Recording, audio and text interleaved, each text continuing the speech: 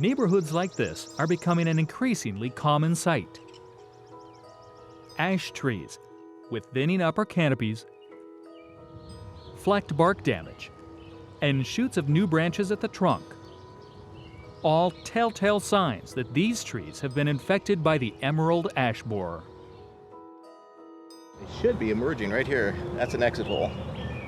These smaller ones are emerald ash borer leaving the tree. According to the Iowa Department of Natural Resources, there are roughly 3.1 million community ash trees in Iowa. As ash is one of the most commonly planted street trees in the state, the emerald ash borer is having huge economic impact on the forest resources of cities and towns. You look at history, and we had Dutch elm disease come through. In Iowa, the biggest years were kind of in the 60s and 70s and wiped out the elms.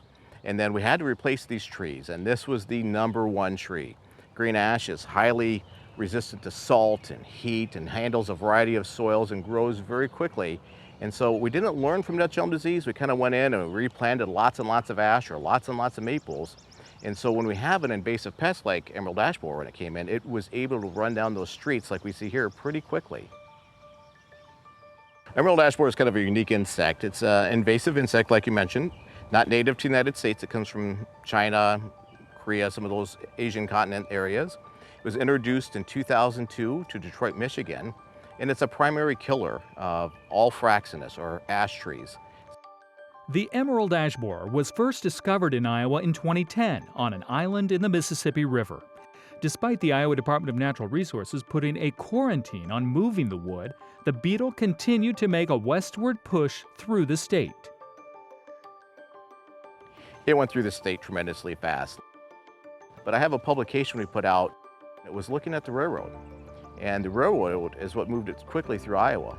They fly around in the spring, get on the cars, take a ride. So the rail communities were hit the hardest. Adult beetles live on the outside of trees and feed on the leaves during the summer months. The larvae feed on the living plant tissue underneath the bark.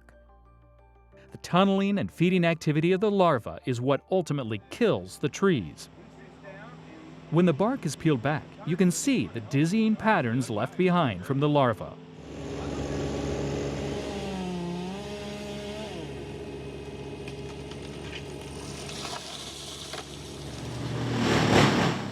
As millions of these trees are cut down, several factors come into play.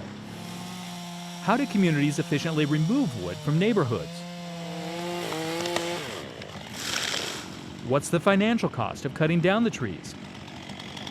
And what should communities do with such a volume of wood when most of it is perfectly usable for other purposes? Are these trees worthless? It's a tough one. So the ash market, believe it or not, pre-2002 was pretty good. You know, you could sell and mill out most trees. Urban trees, they're tough because you don't know what's inside of that tree. So it's really hard to dispose of these trees, and what do you do with all of this wood when it comes down? You know, just on this block alone, we're probably looking at, I don't know, maybe 500-600 trees that are going to come down in the next year or two. That's a lot of wood material, and we really don't have answers for it. According to the U.S. Forest Service, if recovered and repurposed, wood from the country's urban forests could produce nearly 4 billion board feet of lumber each year. Upcycling is becoming a popular trend for urban wood.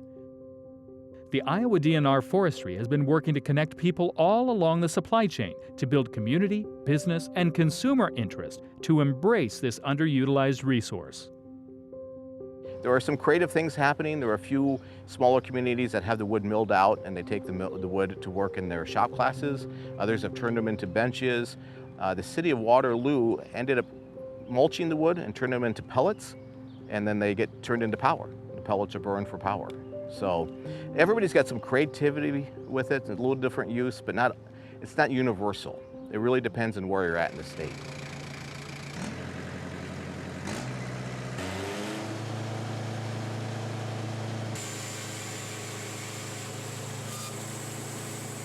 We've got a lot more ash now than we ever had before. Monty and Betty Button own Bear Creek Hardwoods outside of Earlham, Iowa.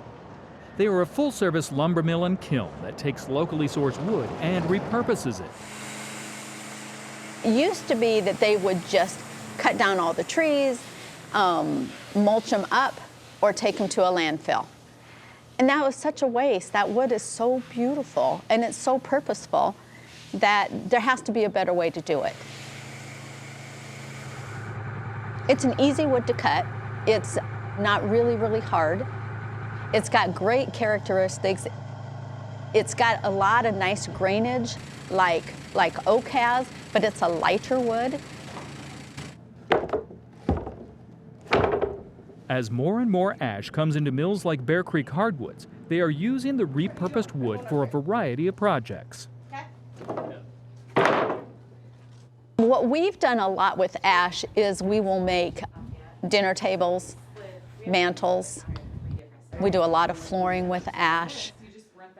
There's really no limit on what you can do with ash because it's just a real nice, stable wood. The fight in stopping this pest from infecting trees is over, and it is not clear if ash will ever rebound again in the state.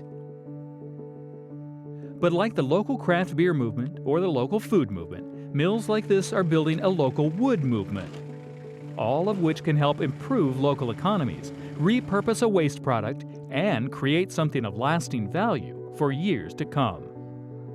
And it's neat just to know that this item that we have was grown in our own soil, is just being repurposed, and it's just very interesting to know that this is from Iowa.